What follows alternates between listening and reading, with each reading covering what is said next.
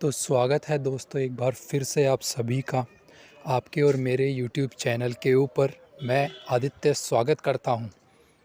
दोस्तों आज तारीख है 28 दिसंबर और 28 दिसंबर के करंट अफेयर्स में आपके साथ डिस्कस करूंगा, लेकिन उससे पहले मुझे आपसे एक बहुत ज़रूरी बात करनी है और वो ज़रूरी बात मैं अभी करना चाहूँगा। देखिए दोस्तों, बहुत दिनों से मैं कुछ नया इनिशिएटिव शुरू करने की सोच रहा था। आज मैं बैठा था तो मेरे मन में ऐसी ख्याल आया कि क्यों ना कुछ नया करते हैं। दोस्तों मैं सोच रहा हूँ कि इस करंट अफेयर्स की क्लास को बंद करके सुनिए एक बार। मुझे पता है ये बात सुनने के बाद आप थोड़े गुस्सा से हो जाएंगे, लेकिन सुनिए आप मैं क्या कह रहा हूँ। इसको बंद करके क्यों ना मैं ये करूँ कि यूपीएससी का डिटेल्ड सिलेबस को देखूँ, वो आपको नोट डाउन कराऊँ और उसके बाद यूपीएससी का जो डिटेल्ड सिलेबस है उसके हर एक अपन पॉइंट को उठाएंगे और उसके ऊपर डिस्कशन करेंगे। उसके ऊपर पूरा मैं आपको एक्सप्लेनेशन दूँ हर टॉपिक टू टॉपिक के ऊपर। तो इस पर आपकी क्या राय है, आप मुझे प्लीज़ एक बार कमेंट बॉक्स में ज़रूर बता दीजिए। 43 कुछ सब्सक्राइबर्स हैं। मैं आशा करता हूँ कि जितने भी लोग देखें इस वीडियो को, 2 3 4 5 जने एक बार कमेंट ज़रूर कर दें कि ठीक है, हाँ आदित्य अपन ये कर सकते हैं। मैं फिर से समझा देता हूँ आपको मैं क्या कहना चाह रहा हूँ। देखिए दोस्तों, मैं सोच रहा था कि कुछ नया करते हैं और नए में मैंने ये सोचा कि यूपीएससी का डिटेल्ड सिलेबस जो है वो मैं निकालता हूँ इंटरनेट से। डिटेल्ड मतलब डिटेल्ड, एकदम डिटेल्ड। और वो निकालने के बाद उसके हर एक टॉपिक के ऊपर मैं आपके साथ डिस्कशन करता हूँ। मैं डिस्कशन इन द सेंस कि एक्सप्लेनेशन लेकर आता हूँ आपके लिए। दोस्तों मुझे लगता है क्योंकि उससे आपका स्टैटिक पोर्शन और करंट पोर्शन दोनों ही कवर हो जाएगा।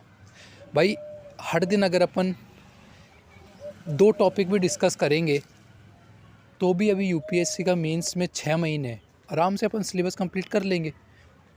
एक एक टॉपिक को उठाते हैं और एक एक टॉपिक के ऊपर अपन करते जाते हैं पढ़ाई, बात ख़त्म। आपका क्या विचार है इसके ऊपर ज़रूर एक बार कमेंट मुझे करके बताएं, क्योंकि ये बहुत अच्छा इनिशिएटिव लगा मुझे। चलिए शुरू करते हैं आज की क्लास को।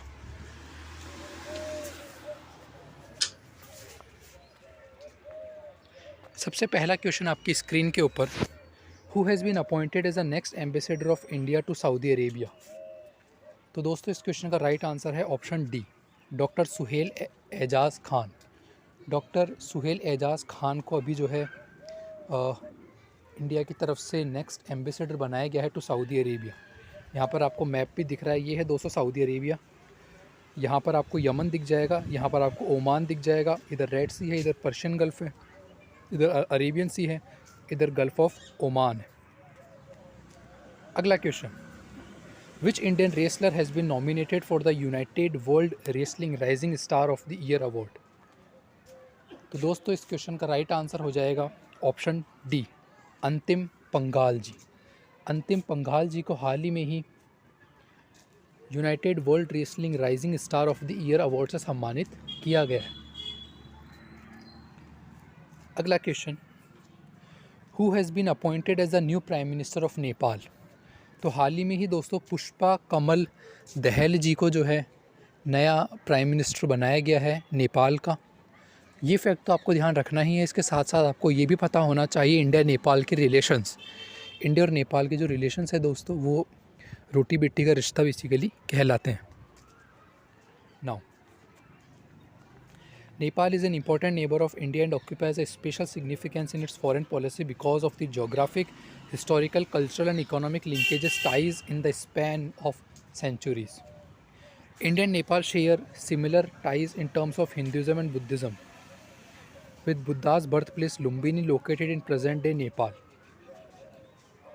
आप सबको पता होगा दोस्तों कि गौतम बुद्धा का जो जन्म हुआ था वो लुम्बिनी के अंदर हुआ था, और लुम्बिनी जो जगह है वो नेपाल के अंदर ही लोकेटेड है।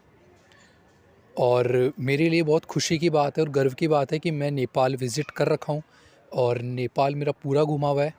और लुम्बिनी बहुत प्यारी जगह है दोस्तों, आपको कभी समय मिले, अगर आप IAS IPS बन जाएं तो ज़रूर एक बार विज़िट करिएगा लुम्बिनी, बहुत प्यारी जगह। The two countries not only share an open border, ध्यान रखिए इंडिया और नेपाल के बीच में ओपन बॉर्डर है, and unhindered movement of people but they also have close bonds through marriages and familiar ties, popularly known as रोटी बेटी का रिश्ता। तो दोस्तों ये तो डायरेक्ट क्वेश्चन बनने वाला है कि रोटी बेटी का रिश्ता किन दो देशों के बीच में है, तो वो है इंडिया और नेपाल के बीच में। The India Nepal treaty of peace and friendship of 1950 forms the bedrock of the special relations that exist between India and Nepal. अगला question, which union minister has launched the Khelo India dashboard. तो हाल ही में ही किस union minister ने दोस्तों खेलो India dashboard को शुरू किया है, तो वो शुरू किया गया है अनुराग सिंह ठाकुर जी के द्वारा। और ये जो अनुराग सिंह ठाकुर है ये इंडिया के बेसिकली स्पोर्ट्स मिनिस्टर है। Sports minister Anurag Singh Thakur has inaugurated the sports science centre. तो स्पोर्ट्स साइंस सेंटर को अभी हाल ही में ही इन्होंने इनॉग्रेट किया है दोस्तों कर्नाटका के अंदर। इंडिया हैज़ ऑब्जर्व्ड फर्स्ट वीर बाल दिवस ऑन। तो देखिए दोस्तों इंडिया में सबसे पहली बार ऐसा हुआ है कि वीर बाल दिवस सेलिब्रेट किया गया है, और ये किया गया है दोस्तों आपका 26 दिसंबर को। उसके बाद दोस्तों अगला क्वेश्चन, अब अपन पढ़ते हैं इंपॉर्टेंट पर्सनैलिटी के बारे में। आज की हमारी जो इंपॉर्टेंट पर्सनैलिटी है वो है दोस्तों गुरु गोबिंद सिंह जी। दोस्तों the last of this 10 Sikh gurus Guru Gobind Singh का जन्म हुआ था 22 दिसंबर 1666 को पटना बिहार में। His birth anniversary is based on the Nanak Shahi calendar, according to which it will fall on January 20, 2021। While for the, ये चूरन है, ये आपके लिए ज़रूरी नहीं है। He became the Sikh Guru at the age of 9। मात्र 9 साल की उम्र में दोस्तों ये जो है सिख गुरु बन गए थे। Following the demise of his father Guru Tej Bahadur the 9th Sikh गुरु। ध्यान रखिएगा गुरु गोबिंद सिंह जी जो है 10वें सिख गुरु थे। ही वॉज असैसिनेटेड इन 1708 या 1708 के अंदर बेसिकली इनको असैसिनेट किया गया था। कंट्रीब्यूशन के बारे में बात करें दोस्तों अगर, तो he is well known for a significant contribution to the Sikh religion, including the introduction of the turban to cover hair. Most important point दोस्तों, मोस्ट इंपॉर्टेंट लाइन है ये।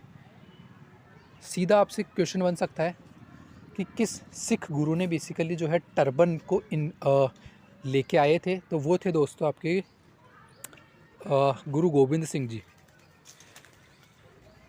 Now he also founded the principles of Khalsa.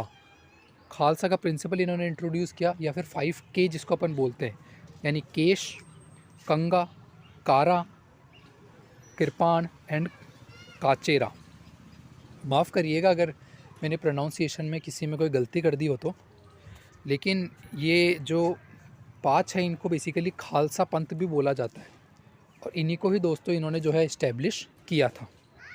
These were the 5 articles of faith that a Khalsa must always adorn। तो हर सिख के पास ये 5 चीज़ें होना बहुत ज़रूरी है, या फिर रहती ही है, जैसे लंबे बाल, कड़ा, छोटी छुर्री या चाकू जिसको अपन कहते हैं, ये सब चीज़ें। दोस्तों आज की हमारी प्लेस जो न्यूज़ है वो है नेपाल। देखिए दोस्तों नेपाल सबको पता है कहाँ है, ये है नेपाल। नेपाल की कैपिटल है काठमांडू। एंड दोस्तों ये जो नेपाल और इंडिया के बीच में जो सबसे मेजर जो डिस्प्यूट है ना दोस्तों, वो है काला पानी डिस्प्यूट, लिपू लेक डिस्प्यूट। वो ये कि नेपाल कहता है ये मेरा एरिया है, इंडिया कहता है मेरा एरिया है, लेकिन कायदे से है ही इंडिया का ही एरिया। आप देख सकते हैं मैप में यहाँ पर है दोस्तों लोकेटेड। मैं एक बार इसको इरेज कीजिए, देखिए अब यहाँ पर है दोस्तों काला पानी लिपू लेक। साफ दिख रहा है कि ये जगह इंडिया के बॉर्डर के पास है, लेकिन नेपाल कहाँ मानने वाला है। दोस्तों प्रीलिम्स के फैक्ट्स देख लेते हैं अपन। India to receive 3rd squadron of S-400 air defence missile from the Russia next year.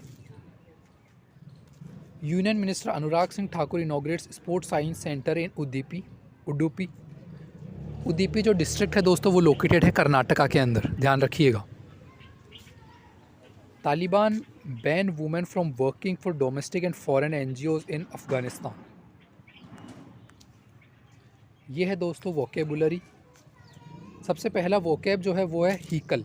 Haeckel का मतलब होता है दोस्तों कि किसी को इंटरप्ट करना। जैसे मान लीजिए कोई बोल रहा है और आप बीच बीच में इंटरप्ट करोगे तो उसको बोलेंगे हीकल। दूसरा है दोस्तों हेज। हेज मीन्स रेस्ट्रिक्ट करना, कन्फाइन कर देना, किसी चीज़ में लिमिट कर देना। तीसरा है दोस्तों बैकस्टॉप। बैकस्टॉप का मतलब होता है कि एक पीछे बैकअप रखना, सेफगार्ड, इंश्योरेंस रखना। फॉर एग्जांपल यूपीएससी इतना अनप्रेडिक्टेबल है कि आपके पास बैकस्टॉप होना बहुत ज़रूरी है, यानी कि आपके पास एक बैकअप का होना बहुत ज़्यादा ज़रूरी है। दोस्तों ये है यूपीएससी का प्रीलिम्स का पीवाईक्यू क्वेश्चन।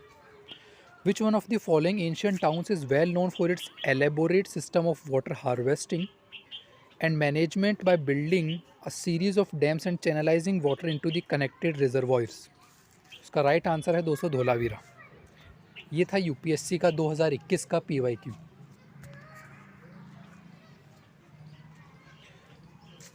उसके बाद दोस्तों ये है यूपीएससी मेंस का पीवाईक्यू।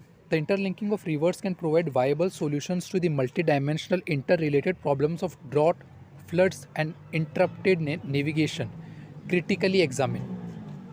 इंटरलिंकिंग ऑफ रिवर्स के बारे में बात हो रही है दोस्तों, आपको इसके बारे में बात करना है। Ken Betwa river interlinking project के बारे में आप समझा सकते हैं, कृष्णा रिवर के बारे में समझा सकते हैं। दोस्तों ये है सीसेट का प्रैक्टिस क्वेश्चन। इस क्वेश्चन का राइट आंसर है option A, 1 kilometre per hour. So दोस्तों ये था आज का सेशन। आई होप आपको सेशन अच्छा लगा होगा, एंड वीडियो अच्छी लगी तो प्लीज़ लाइक, शेयर, सब्सक्राइब करें चैनल को।